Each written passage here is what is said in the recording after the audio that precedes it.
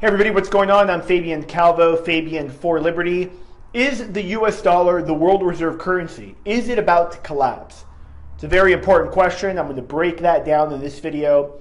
I want to thank all of you that took time to complete about a 3 to 4 minute survey that I put out yesterday. We've gotten literally hundreds of responses, and it's going to help me, it's already helped me, produce better content and information that you guys want, which I, again, really appreciate it. If you haven't had time to take the survey, the link is down below. So, all right, I was looking in preparation for this video and looking at different things. I was looking at YouTube videos. I put in, dollar collapse, US dollar collapse, and there was at least 7 videos that I came across that actually had specific dates going back like 5 years, where it's like dollar collapse imminent July 28th. And I've posted those videos before, and if you've seen my work, you've seen those videos, but you'll also notice in the title, there's always a question mark at the end. It's interesting that since I've been talking about these hyper bubbles, and since I've been talking about how the world is in this major central bank created manipulation, hyper bubble insanity, the people that are calling for economic collapse to happen like yesterday, they kind of don't want to interview me anymore. Where I'm just, I believe, giving accurate forecasts, like one is the Dow hitting 20,000. People don't like that, right? Because it doesn't buy into their narrative. And the truth is that if you forecast economics, or for that matter, if you comment on politics or anything, facts change, or facts don't change, but situations change, and you have to go with what's happening, what's changing. If I just say, economic collapse since 2008, as I've said many times before, I will be correct eventually. But that doesn't really help me 8 years later if I'm still making that same call. Okay, so what is the world reserve currency? Real quick. After the US went off the gold standard, the world reserve currency was created, and people like Henry Kissinger, Richard Nixon were involved in this, where basically they said, okay, well, we won't trade the US dollar for gold anymore, and we need to still have some kind of international demand, because we want the war in Vietnam, we have these deficit spending programs like Medicare and Medicaid that were passed, Social Security that we have to fund, and also, quite frankly, the military-industrial complex and this war machine that's been at war since really Vietnam, and really since World War II. There's always been a boogeyman out there. There's always been some kind of crisis, a Cold War, terrorism, whatever it is, many times funded by the West. I mean, you look at the Chinese communists were financed and funded by the West. It's an actual fact. The predecessor to the CIA actually gave over $20 million to Mao to defeat Chiang Kai-shek and the nationalists in China and allow the communist takeover. So this isn't like conspiracy theory. This is actual factual historical evidence in fact. So the world reserve currency is now really what I call, and what's been called, I don't call it, it's often called to, referred to as the petrodollar.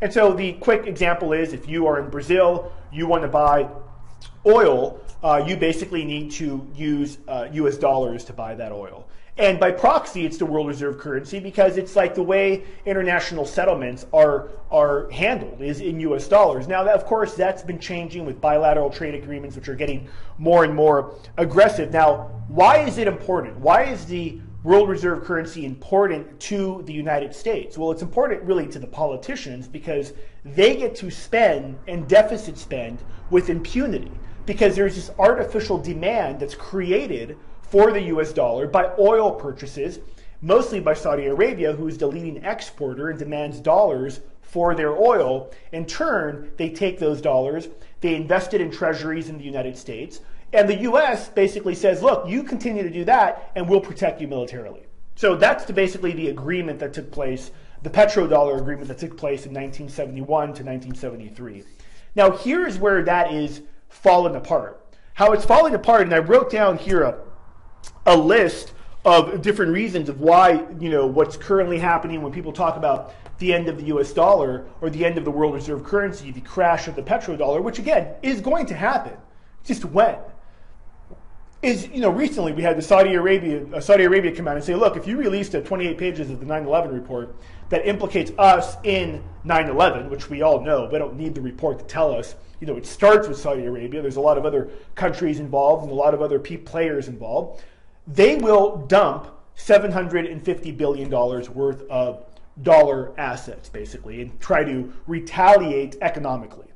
You have the Chinese, who I've documented really well in my book, The Global Economic Reset, where I talked about China's power play to replace the dollar as the new world reserve currency. And again, don't take my word for it. Just research this. They're out and vocal about it. In fact, they have billboards at major airports in Asia talking about how the People's Bank of China will have the new world reserve currency, and for that matter, a gold-backed currency.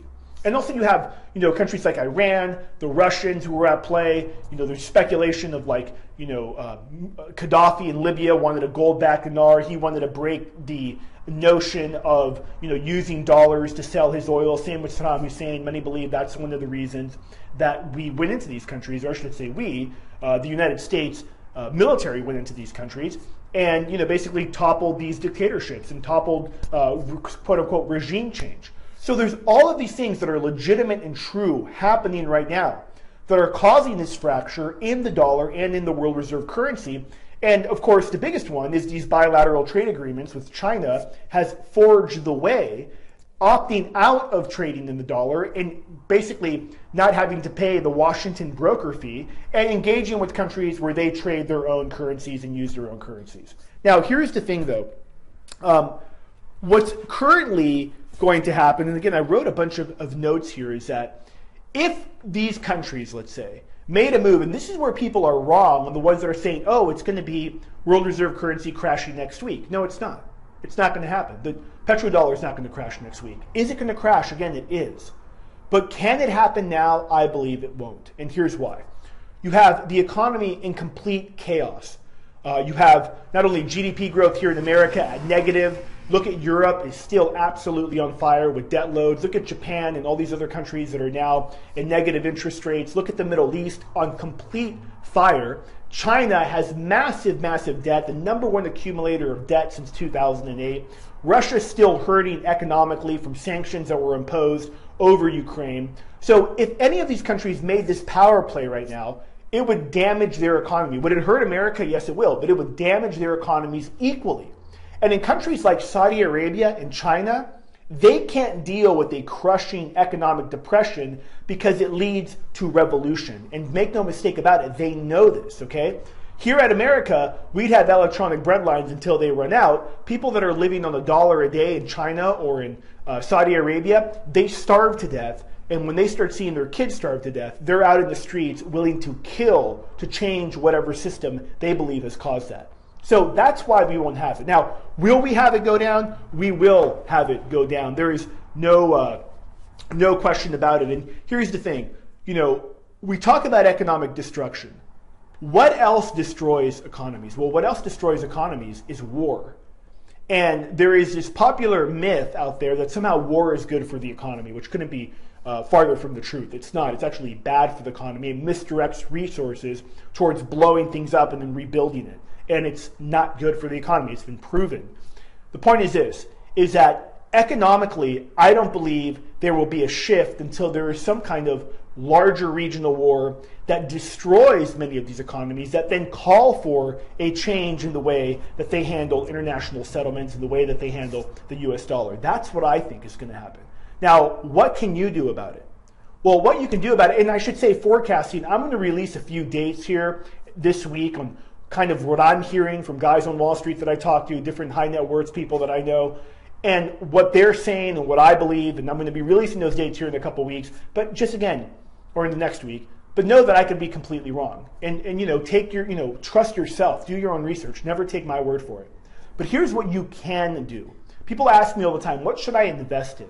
I don't know the answer to that. I can tell you the best investment that I've made is investing in myself, and whether it was starting a business or learning some kind of trade, or it was learning some kind of skill set in my thing, it's working with entrepreneurs, starting businesses, or it's real estate investing. It's all these couple of things that I've gotten good at, and that's what I do. But I would invest in yourself. That's what you can do. Regardless of what happens with the economy, and I've given plenty of examples of this, we are in the golden age of business. Make no mistake about that. The doom and people that are like, doom porn and that, everything's going to hell, they don't like to hear that. I don't care, because I know what's fundamental truth based on history. Even in the worst economic collapses, there have been thriving business owners. There's been thriving ideas that led to revolutionary change. That will not cease to exist. That will always continue. The question is, what side you want to be on. You know, one last quick thing I'll say is that in looking over survey results, it's amazing. I love the fact an overwhelming majority of you that watch my videos are business owners and entrepreneurs. It's really awesome where you have an expressed interest in that, and I think that's great. You know, entrepreneurs are the ones that could reboot this economy when the global economic reset does happen, which I believe will happen. It's not a myth, it's a historical fact. It's happened 6 times before.